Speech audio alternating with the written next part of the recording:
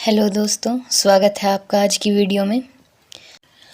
तो कल की वीडियो में मैंने आपको आद्य ऐतिहासिक युग का कंप्लीट बता दिया था कि हड़प्पा सभ्यता थी जिसमें लिपि मतलब लिखित एविडेंस हमें मिले तो थे, बट उनको ढंग से हम पढ़ नहीं पाए थे क्योंकि वो इतनी ज़्यादा विकसित लेखन प्रणाली नहीं थी कि हम उनको पढ़ सकें। उनमें चित्रों का और अक्षरों का एक साथ यूज़ किया गया था। अब हम आ जाते हैं ऐतिहासिक युग पे। ऐतिहासिक युग में काफ़ी विकसित लेखन प्रणाली हो चुकी थी जो हम पढ़ सके हैं। तो वो थी हमारी वैदिक सभ्यता। जो हमारी कल हड़प्पा सभ्यता थी वो ख़त्म हो चुकी थी। उसके करीब 250 साल बाद वैदिक सभ्यता हमारी भारतीय उपमहाद्वीप में देखी जाती है। वैदिक सभ्यता का टाइम पीरियड 1500 ईस्वी पूर्व से 600 ईस्वी पूर्व तक माना जाता है। तो ये तो हुई इसके टाइम पीरियड की बात, ये कब से कब तक हमें देखने को मिली। लेकिन अब इसे वैदिक संस्कृति या वैदिक सभ्यता क्यों बोलते हैं?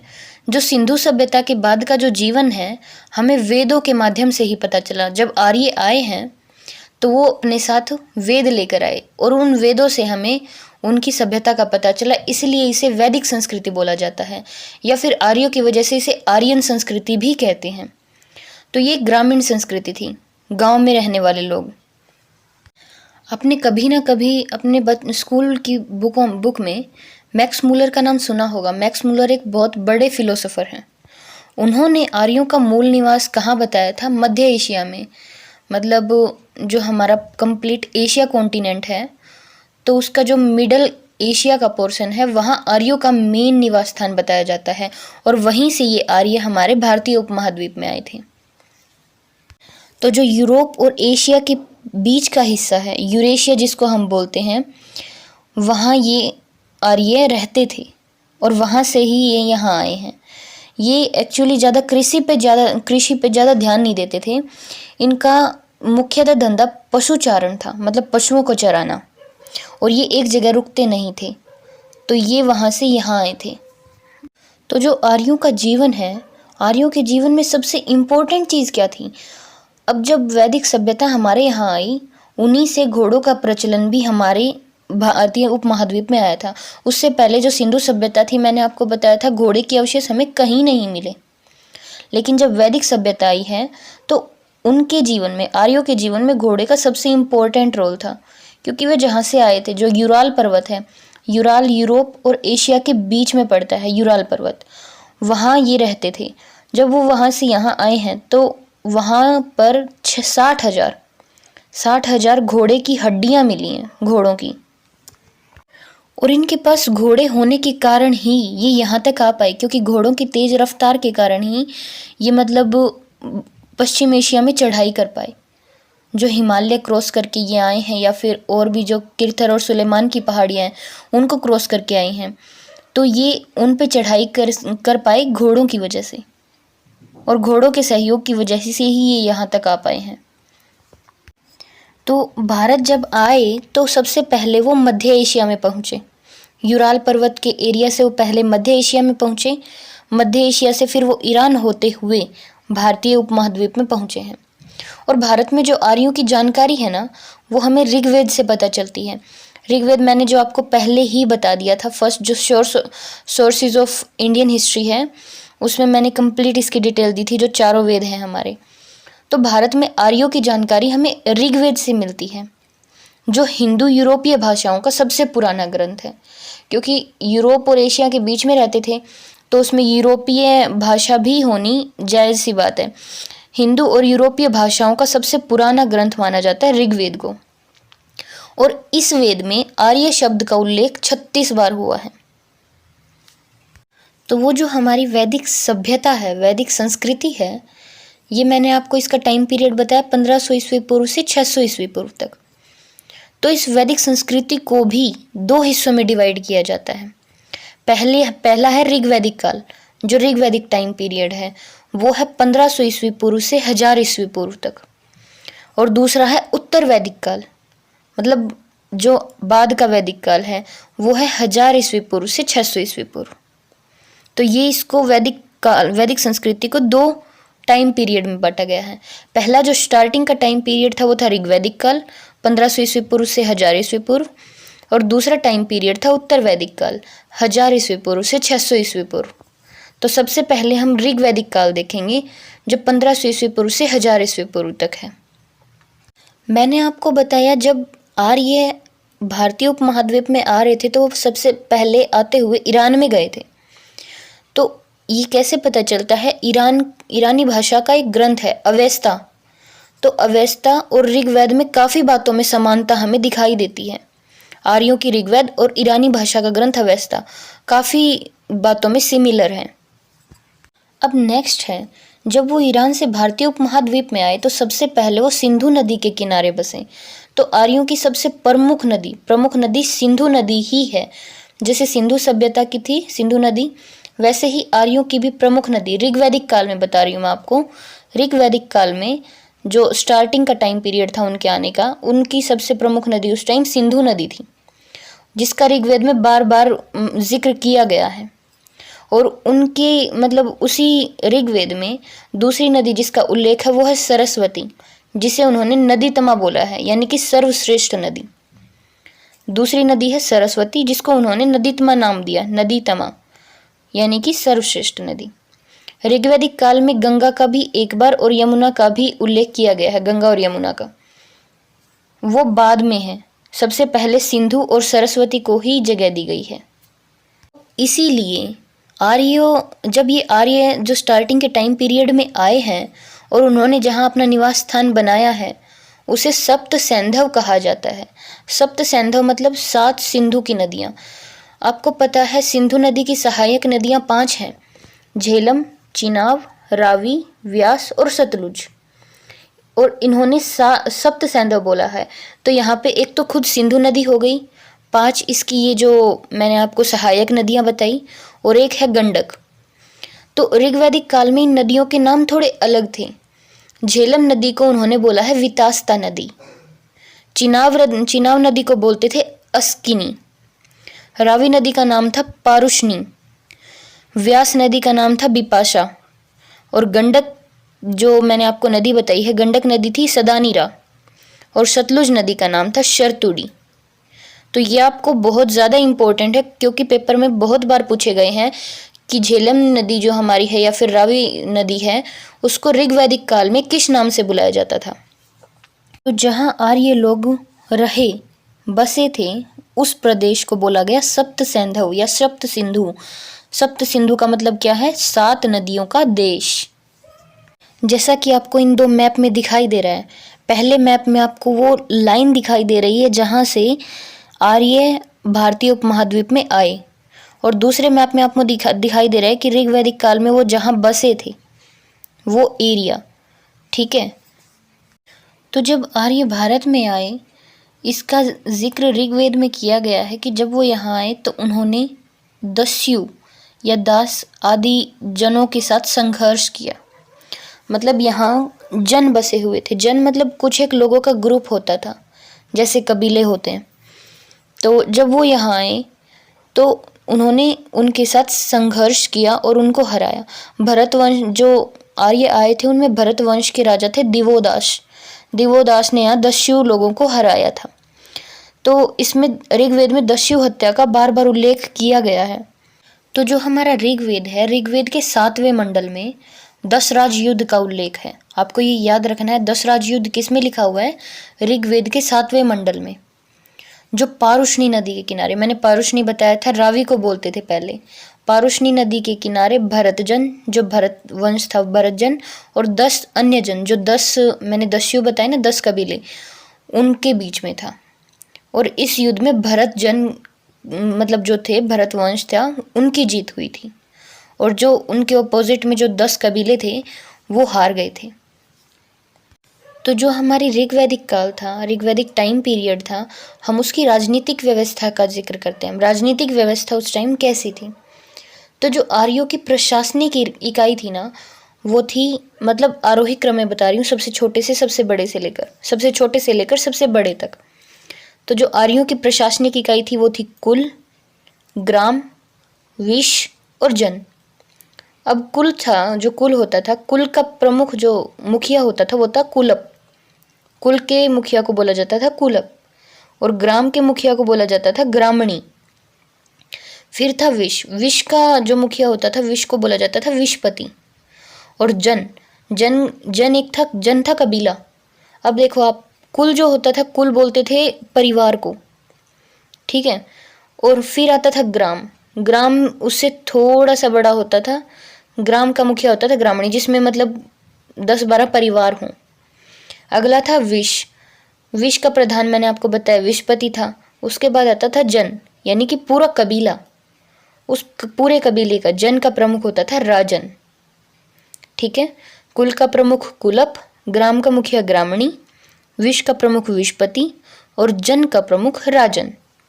कबीले के प्रधान को, मतलब जो कबीले का प्रधान मैंने कौन बताया आपको, राजन, जन का जो हो। तो राजन के मतलब कुछ सीमित अधिकार ही थे, उसको ये नहीं था कि वो राजा है तो सब कुछ कर सकता है, नहीं, क्योंकि कबीले की जो सभा होती थी वही राजा को चुनती थी, तो राजा को बहुत लिमिटेड अधिकार प्राप्त थे। आज जैसे हमारी लोकसभा और राज्यसभा है, बिल्कुल वैसे ही ऋग्वैदिक काल में जो सभा और समिति होती थी, तो जो सभा होती थी वो श्रेष्ठ लोगों के, बड़े लोगों की होती थी, और जो समिति होती थी वो आम लोगों की होती, सामान्य लोगों की। और अथर्ववेद में सभा और समिति को प्रजापति की 2 पुत्रियां बोला गया है। प्रजापति मतलब जो वही राजन, जो कबीले का प्रमुख होता था राजा, उसकी 2 पुत्रियां बोला गया है अथर्ववेद में, सभा और समिति को। सभा और समिति मैंने बताया जो आज की लोकसभा और राज्यसभा है वैसे ही होती थी, और सभा और समितियों में स्त्रियां भी भाग ले सकती थी। उस टाइम में भी स्त्रियों को भी अधिकार था उस सभा और समितियों में भाग लेने का। और जो जनता थी वो अपनी इच्छा से राजा को, मतलब जो भी खेती करती थी या फिर जो भी जुटाती थी मेहनत करके खाने पीने का, वो अपनी इच्छा से राजा को उसका कुछ हिस्सा देती थी, और इस हिस्से को बलि कहा जाता था। मतलब ये कोई फोर्स नहीं था कि राजा जो बोलेंगे वो करना पड़ेगा, वो अपनी मर्जी से राजा को कुछ हिस्सा देते थे जनता जो थी, और इस हिस्से को बोला जाता था बलि। तो आपको कुछ नाम याद करने हैं जो पेपर के लिए इम्पोर्टेंट है। ऋग्वेद में जो चरागाह या मतलब बड़े जत्थे का, चरागाह मतलब जो बड़े बड़े गायों के झुंड को चराने जाता था, उसके प्रधान को बोला जाता था व्राजपति। और जो दुर्गपति होता था, मतलब कबीले की रक्षा करने वाले होते थे, उनको बोला जाता था पूरब।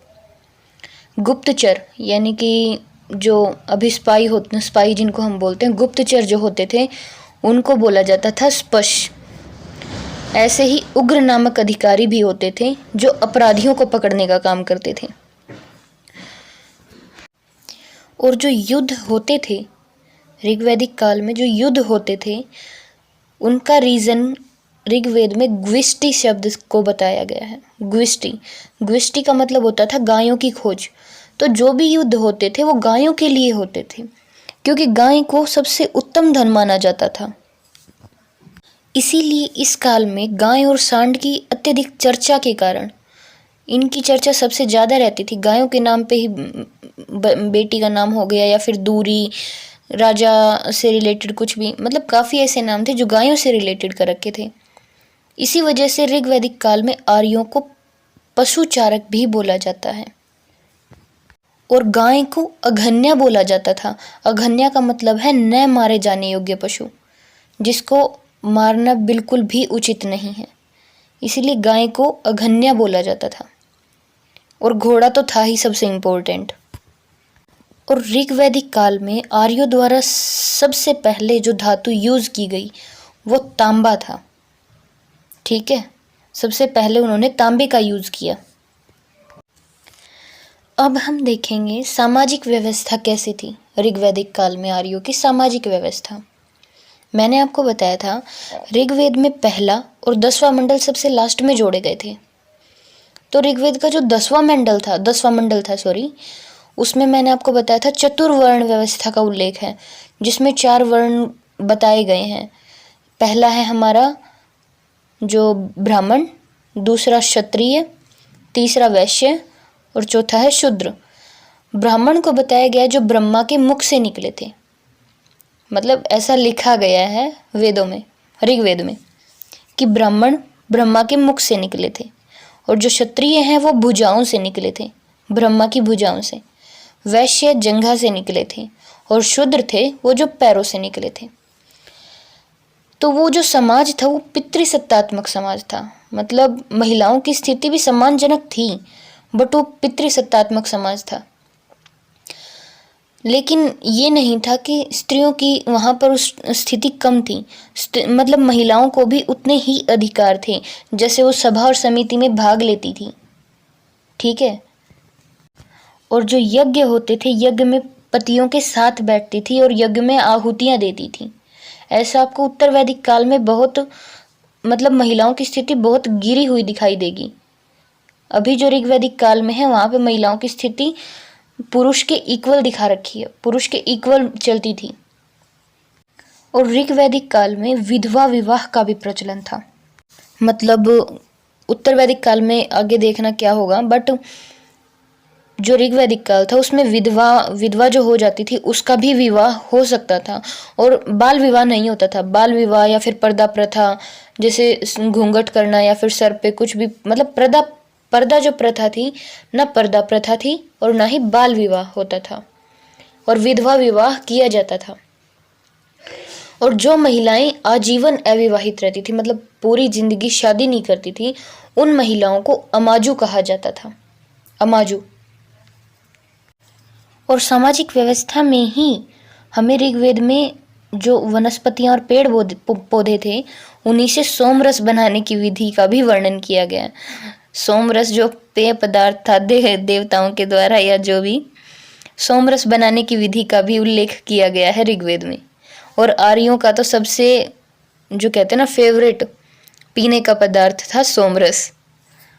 एक तरह से आप मदिरा बोल सकते हैं उस लैंग्वेज में। तो हमने राजनीतिक व्यवस्था देख ली, सामाजिक व्यवस्था देख ली। अब हम आ जाते हैं धार्मिक व्यवस्था, मतलब उस टाइम में धार्मिक विश्वास कैसे थे ऋग्वैदिक काल में आर्यों के। तो ऋग्वैदिक आर्य जो थे उनका सबसे प्रमुख देवता था इंद्र। इंद्र पे सबसे ज़्यादा सूक्त लिखे गए हैं ऋग्वेद में, 250 सूक्त हैं। 250 सूक्त सिर्फ इंद्र के लिए लिखे गए हैं।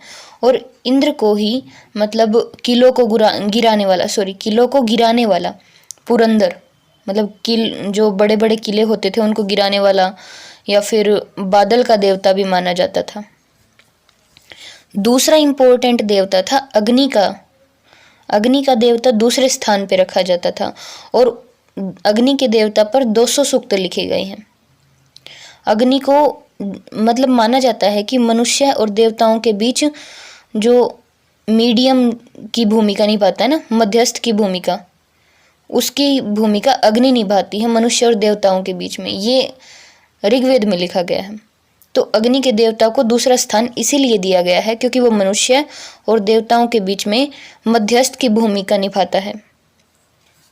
तीसरा देवता है वरुण देवता, जो ऋतु के लिए माना जाता है, मतलब जो भी हमारी सर्दी गर्मी की ऋतुएं हैं तो उसके लिए वरुण देवता को माना जाता था। ऋग्वेद में कुछ देवियां भी थी जैसे अदिति, उषा, लेकिन ऋग्वैदिक काल में देवियों की ऋग्वैदिक काल में देवियों की इतनी प्रमुखता नहीं थी, मतलब इतना डीपली नहीं माना जाता था उनको। वैसे थोड़ा बहुत जिक्र किया गया है बट इतना नहीं मानते थे तो इंद्र, अग्नि, वरुण। वैसे और भी थे, पूषण था पशुओं का देवता। पशुओं का जो देवता था वो पूषण था ऋग्वैदिक काल में ही। लेकिन उत्तर वैदिक काल में उसी पूषण देवता को शूद्रों का देवता बना दिया गया।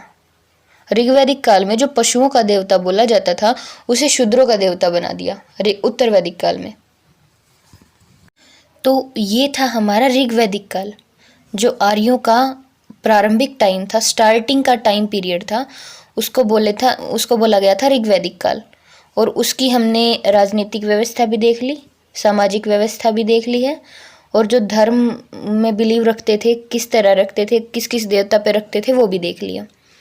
अब मैं जो पढ़ा रही हूँ वो थोड़ा सा आप स्टोरी की तरह लेके चलेंगे तो ज़्यादा टाइम तक रिमेंबर रहेगा। ये नहीं कि आपको रटना है, थोड़ा रिलैक्स होके स्टोरी की तरह एंजॉय कीजिए। अब मैंने आपको ऋग्वैदिक काल बता दिया, दूसरा आता है उत्तर वैदिक काल। वैदिक संस्कृति का दूसरा पार्ट है उत्तर वैदिक काल। ये था 1000 ईस्वी पूर्व से 600 ईस्वी पूर्व तक। जैसा कि आपको इस मैप में दिखाई दे रहा है, उत्तर वैदिक काल में ये कहाँ तक फैल चुका है। मतलब जो कबीले बस गए थे वो यहाँ तक बस गए थे, ठीक है। और उत्तर वैदिक काल से जो रिलेटेड हमें जानकारी है वो हमें सामवेद से, यजुर्वेद से, अथर्ववेद से, और जो मैंने आपको सोर्सेज ऑफ इंडियन हिस्ट्री था ना, भारतीय इतिहास के स्रोत थे, उसमें बताया था कि ब्राह्मण ग्रंथ होते हैं, उपनिषद होते हैं। तो उत्तर वैदिक काल की जानकारी हमें इन्हीं से मिल रही है, सामवेद, यजुर्वेद, अथर्ववेद, ब्राह्मण ग्रंथ जितने भी हैं, उपनिषद, इनसे। और इस काल में जो आर्यजन थे वो पंजाब से आगे निकलकर गंगा और यमुना नदियों के पास बसने लग गए थे, जो कि मैंने आपको मैप में भी दिखाया था। तो जो 4 वेद थे वो थोड़ा मैं एक बार आपको दोबारा बता देती हूँ। जो हमारा ऋग्वेद था वो सबसे पुराना ग्रंथ है। दूसरा है सामवेद, जिसमें गाने के लिए सूक्त मतलब दिए गए हैं, धुन मतलब धुन में बांधा गया है उन सूक्तों को। फिर है यजुर्वेद। यजुर्वेद में मैंने आपको बताया था कि गाते समय जो अनुष्ठान किए जाते हैं या फिर उनको कैसे गाया जाता है, उनकी चर्चा की गई है। अथर्ववेद में मैंने बताया था कि तंत्र मंत्र हो गया, रोग निवारण, औषधि विज्ञान, इनकी चर्चा है। और अगर ज़्यादा एक्सप्लेन से आप देखना चाहते हैं तो मैं आपको डिस्क्रिप्शन बॉक्स में आपको लिंक दे दूंगी, सोर्सेज ऑफ इंडियन हिस्ट्री। आप वो वीडियो से थोड़ा और डिटेल में देख सकते हैं। अब वापस हम अपने टॉपिक पे चलते हैं। उत्तर वैदिक काल की अब हम राजनीतिक व्यवस्था देखते हैं। जैसे हमने ऋग्वैदिक काल की देखी थी, तो उत्तर वैदिक काल तक आते आते राजनीतिक व्यवस्था कितनी चेंज हो चुकी थी। तो उत्तर वैदिक काल तक आते आते दिन ही बदल गए।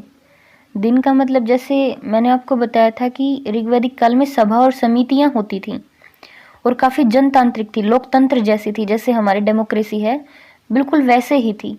आम लोग भी उसमें इन्वॉल्व होते थे, स्त्रियां भी उसमें भाग ले सकती थी और अपना अपना मत प्रकट करते थे, मतलब अपना अपना मत रखते थे, अपनी अपनी बात रखते थे। लेकिन उत्तर वैदिक काल तक आते आते सभा और समितियों की दिशा कंप्लीट बदल चुकी थी, उनकी वैल्यू कंप्लीट ख़त्म हो चुकी थी। वैसे तो वो रही, लेकिन उनकी वो वैल्यू नहीं रही जो ऋग्वैदिक काल में थी, मतलब ना के बराबर हो चुकी थी। और सभा और समितियों में महिलाओं का प्रवेश रोक दिया गया। महिलाओं को अब उनमें भाग लेने की कोई अनुमति नहीं थी। और जो कबीले का, मैंने बताया था ना, जन का प्रमुख राजन होता है, कबीले का प्रमुख जो राजन था, उसने अपने आप को मतलब दैवीय उत्पत्ति की अवधारणा जो होती है, मैं आपको हिंदी कुछ ज़्यादा ही स्ट्रॉन्ग वाली बता रही हूँ। इसका मतलब जो राजा था वो अपने आप को भगवान की संज्ञा देने लगा था कि जो ये भगवान का रूप है राजा। और फिर वो अपने मतलब उनके बच्चे राजा बनने लग गए। मतलब ये वंशानुगत हो गया था, ठीक है। उनके बच्चे राजा बनेंगे, फिर उनके बच्चे राजा बनेंगे, वारिस जैसे। तो राजा ने अपने आप को ईश्वर की संज्ञा देनी शुरू कर दी थी, हाँ भाई मैं भगवान हूँ। और ये सब मैं अपने आप से बना के नहीं बोल रही हूँ, ये ऋग्वेद में लिखी हुई चीज़ें। ऋग्वेद, यजुर्वेद, सामवेद हैं, अथर्ववेद हैं, सब कुछ वहीं से लिया गया है। ये कोई मनगढ़ंत कहानियाँ नहीं हैं। और पहले अलग अलग जगह कबीले होते थे, तो उन कबीलों के नाम थे, जैसे पंचाल कबीला हो गया, कुरु कबीला हो गया, भरत कबीला हो गया। लेकिन उन्होंने उत्तर वैदिक काल में जहाँ वो रहते थे उन जगहों का नाम उन कबीलों के नाम से, जो कबीलों के नाम थे, उन्होंने उस कबीले का नाम हटाकर उस जगह का नाम रख दिया। जैसे पंचाल कबीला था, वो जहाँ रहता था उन्होंने उस भूमि को पांचाल बोलना स्टार्ट कर दिया।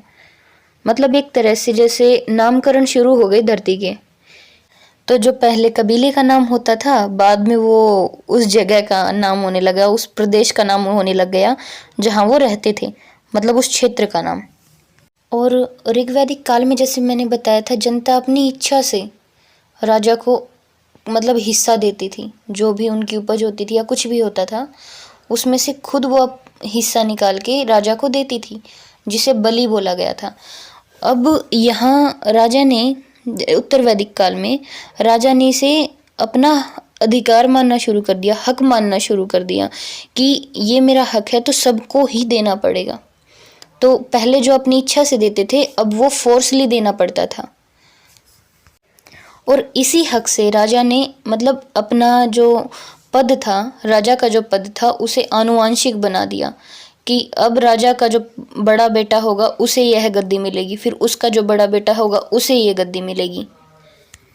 और जो महाभारत का युद्ध हुआ था वो भी इसी बेस पे हुआ था, मतलब धरती के ऊपर, कि छोटे भाई दुर्योधन ने राज्य का मतलब राज्य छीन लिया, तो बड़े भाई जो पांडव थे उनके बीच में और कौरवों के बीच में एक दूसरे के कुल का ही विनाश शुरू कर दिया था। वो इसी वजह से कर दिया था। तो ये दिखा रहा था कि सत्ता के आगे, जो पावर के आगे, मतलब जो पावर थी राजा की, उसके आगे परिवार को भी कुछ नहीं माना जा रहा था उस टाइम में। और जो राजा था, जो मैं राजा बता रही हूँ, वो इतना कर्म कांड करने लग गए थे।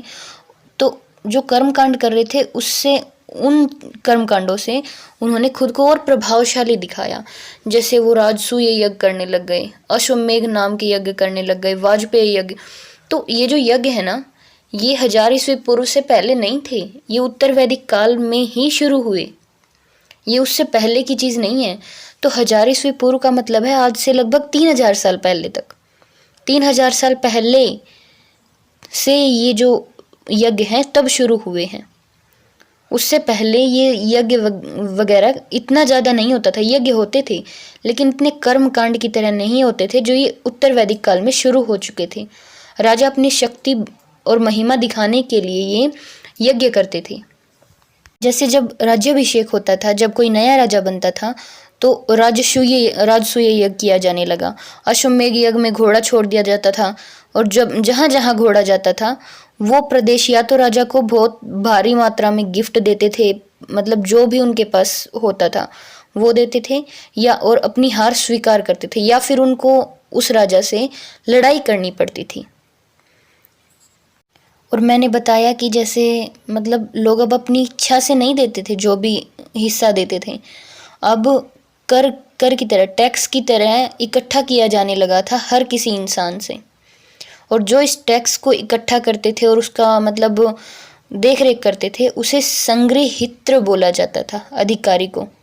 जो अधिकारी होता था, जो कर इकट्ठा करने पर ध्यान देते थे और उसका मतलब अच्छे से देख रेख करते थे कि किसने दिया है, किसने नहीं दिया, और कम दिया है या ज़्यादा दिया है, तो वो जो अधिकारी होता था उसे संग्रहित्री बोलते थे।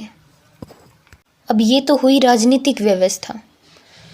राजनीतिक व्यवस्था में ही इतना चेंज आ गया था। अब हम आ जाते हैं अपनी सामाजिक व्यवस्था। उत्तर वैदिक काल में सामाजिक व्यवस्था कैसी हो चुकी थी?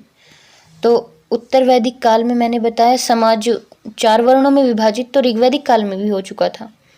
लेकिन मैं आपको एक चीज़ बताती हूँ, एक ही परिवार में अलग अलग वर्ण के लोग रहते थे, मतलब अलग अलग कास्ट, जातियों के लोग रहते थे। मतलब जो वर्ण थे वो जातियों में बटे हुए थे, पता है आपको। लेकिन जो जातियाँ थी ऋग्वैदिक काल में, वो जन्म से डिसाइड नहीं होती थी, वो काम से डिसाइड होती थी। जो मतलब कुम्हार का काम करता था वो कुम्हार बोला जाता था, जो लोहे का काम करता था उसे लुहार बोलते थे। तो एक ही परिवार में अगर एक कुम्हार का काम कर रहा है और एक लोहार का काम कर रहा है, तो वो अलग अलग जातियों के थे, एक ही परिवार के लोग। और उत्तर वैदिक काल में आने के बाद ये जो जातियाँ थी ये जन्मगत बना दी थी कि जो जिस मतलब जैसे कुम्हार है, अगर कुम्हार के घर में कोई भी बच्चा पैदा होगा तो वो कुम्हार ही बोला जाएगा। तो ऋग्वैदिक काल में जहाँ जातियाँ काम को देखकर डिसाइड की जाती थी, उत्तर वैदिक काल में वो जन्मगत हो चुकी थी कि आप जिस परिवार में जन्म लेंगे उस परिवार में अगर आपका बड़ा ये काम कर रहा है तो आपकी वही जाति मानी जाएगी। और महिलाओं की स्थिति मैंने बताया, महिलाओं की स्थिति तो बहुत ज़्यादा गिर चुकी थी। और इसी काल में उत्तर वैदिक काल में जो गोत्र होते थे, गोत्र व्यवस्था शुरू हुई, और गोत्र में ही विवाह को, मतलब एक ही गोत्र में विवाह नहीं कर सकते, ये उत्तर वैदिक काल में शुरू हुआ था। इस टाइम पीरियड में है ना एक नई चीज़ सामने आई थी, वो थी आश्रम व्यवस्था। ये आपको सबसे इम्पोर्टेंट चीज़ है। जो आश्रम व्यवस्था थी वो कब सामने आई थी? उत्तर वैदिक काल में। आश्रम व्यवस्था में 4 आश्रम होते थे। एक तो होता था ब्रह्मचर्य, गृहस्थ, वानप्रस्थ और सन्यास।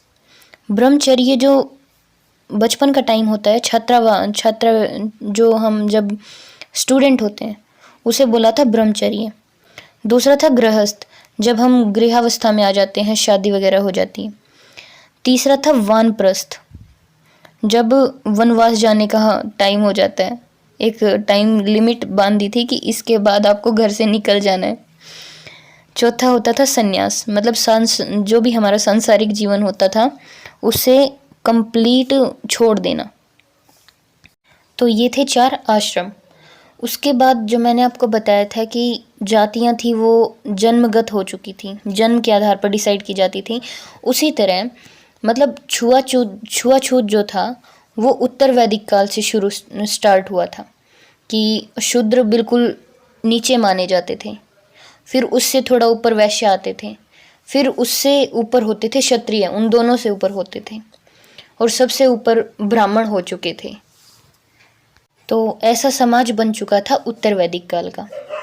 अब आ जाते हैं उनका आर्थिक जीवन क्या था। मतलब पहले ऋग्वैदिक काल में मैंने बताया था कि पशु चराते थे, ज़्यादा कुछ नहीं करते थे, थोड़ा बहुत फल इकट्ठे कर लिए, खा लिए, थोड़ा बहुत कृषि कर ली, लेकिन जो खेती थी ना वो इतना इम्पोर्टेंट नहीं थी उनके लिए।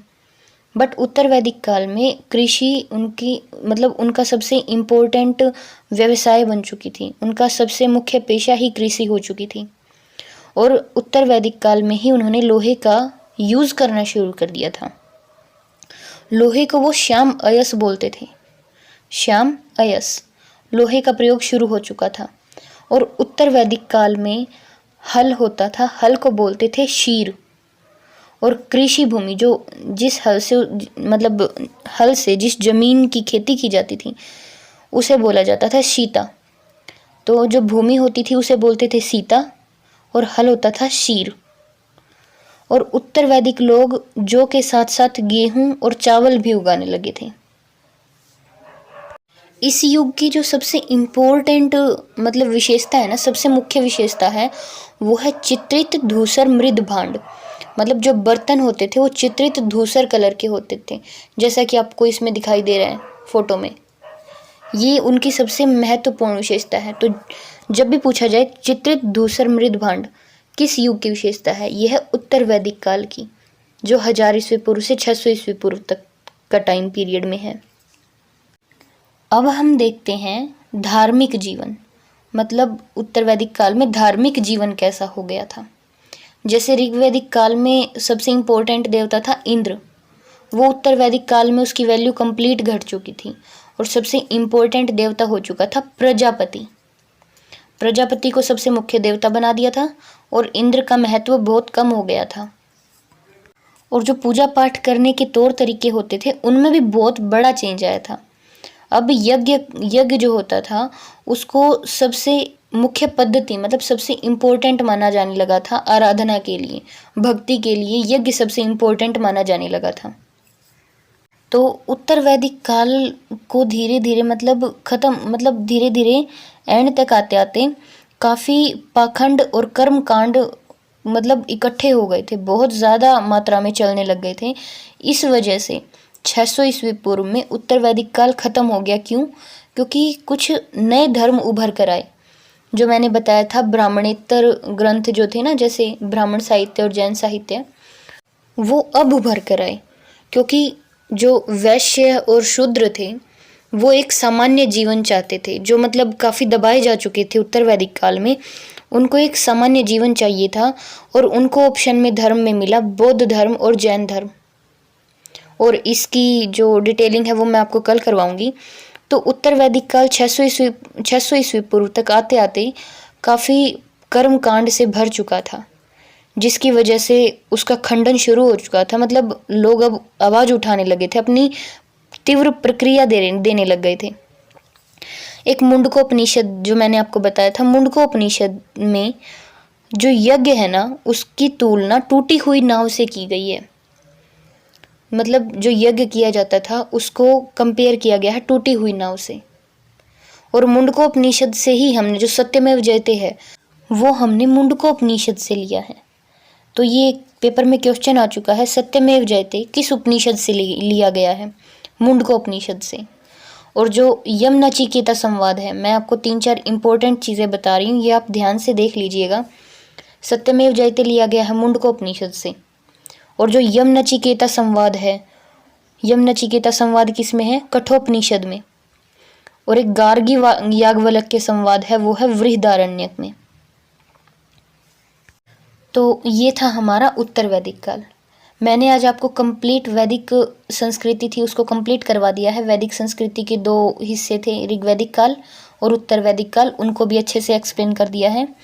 आज की वीडियो में बस इतना ही करेंगे और बाकी हम नेक्स्ट वीडियो में देखेंगे हमारा अगला टॉपिक। तो अब हम अपना थोड़ा इम्पोर्टेंट डिस्कशन कर लेते हैं। अगर आपको वीडियो पसंद आती है तो शेयर कीजिए और लाइक कीजिए, और अगर पसंद नहीं भी आती और कहीं कमी लगती है तो उसके लिए कमेंट बॉक्स दे रखा है, आप उस कमेंट बॉक्स में मेरी गलतियां बताएं। लेकिन अगर पसंद आ रही है तो शेयर ज़रूर करें। आज की वीडियो में बस इतना ही, और आगे आने वाली वीडियोस की नोटिफिकेशन के लिए सब्सक्राइब करके बेल आइकन प्रेस कर लीजिएगा। तो मिलते हैं नेक्स्ट वीडियो में, तब तक के लिए बाय बाय।